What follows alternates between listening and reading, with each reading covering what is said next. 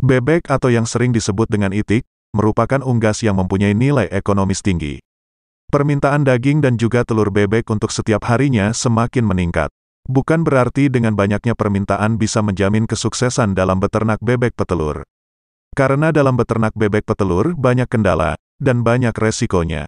Sebelum Anda terjun dan menggeluti usaha ternak bebek petelur ini, sebaiknya Anda harus mengetahui jenis bebek petelur yang unggul, dan yang cocok untuk diternakan. Jenis bebek unggul yang harus Anda ketahui yaitu bebek Mojosari, merupakan bebek petelur unggul dari Mojosari, Mojokerto, Jawa Timur. Bebek Tegal, merupakan bebek petelur unggul dari daerah Tegal.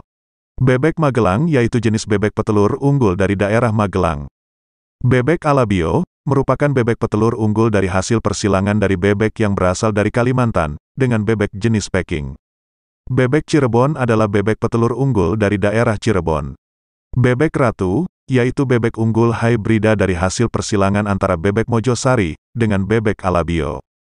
Bebek kaki cembel merupakan jenis bebek yang lebih unggul, dibandingkan dengan bebek lokal yang berasal dari Indonesia, seperti bebek Mojosari, bebek Alabio, bebek Tegal, bebek Cirebon dan bebek Magelang.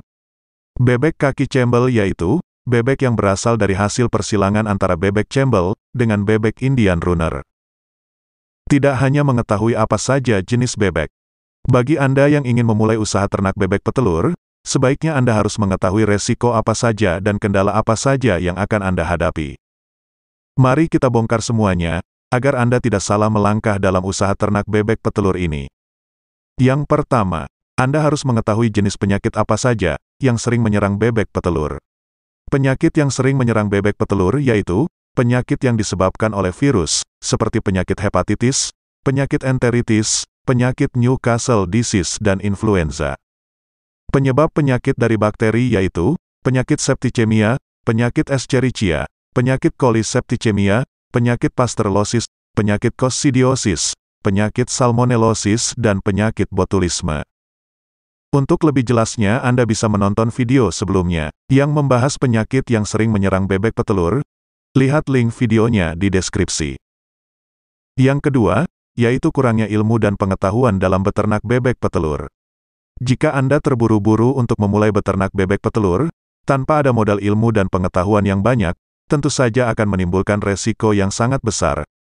Jangan menganggap beternak bebek petelur itu lebih mudah pemeliharaannya dibandingkan dengan ayam. Sebaiknya Anda harus mencari informasi yang sebanyak-banyaknya. Anda bisa mendapatkan informasi dari internet, dari forum-forum di Facebook, dari YouTube. Anda bisa membaca buku peternakan yang menyangkut tentang beternak bebek petelur. Dan masih banyak lagi informasi yang mengulas tentang beternak bebek petelur, yang Anda bisa gali informasinya dan ilmunya. Carilah informasi sebanyak-banyaknya, agar Anda tidak terjun bebas ke dalam jurang kehancuran.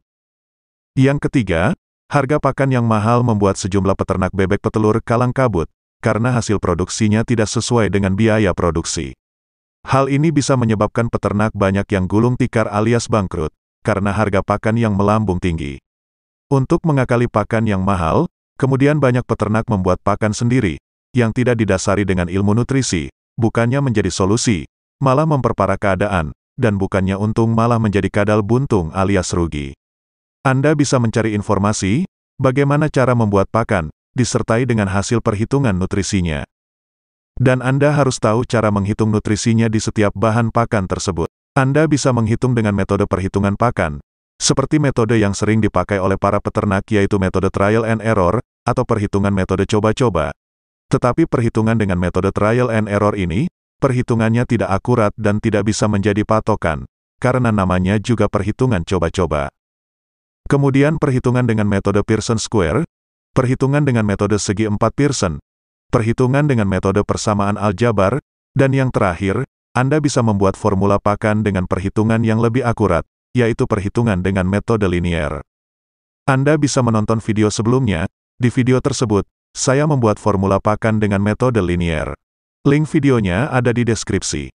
Dan jika boleh saya sarankan, bagi Anda yang ingin mencari informasi dari internet dan dari YouTube, Anda harus berhati-hati, dan jangan terpancing dengan iming-iming yang menggiurkan seperti, dengan pakan ini bisa untung puluhan juta.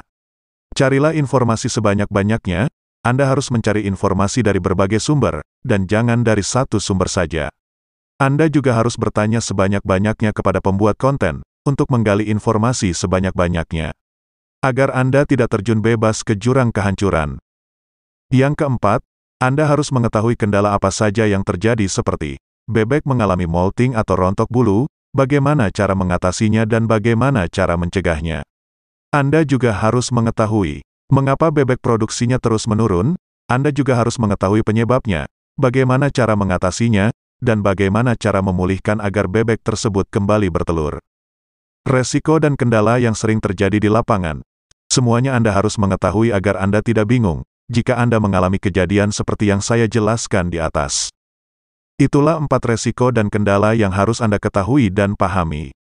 Terima kasih Anda sudah menonton video ini sampai selesai. Dan bagi Anda yang baru menonton video ini, dan belum menekan tombol subscribe, silahkan tekan tombol subscribe, like dan aktifkan notifikasi loncengnya, agar Anda tidak ketinggalan update video terbaru dari saya. Sampai jumpa lagi di video berikutnya.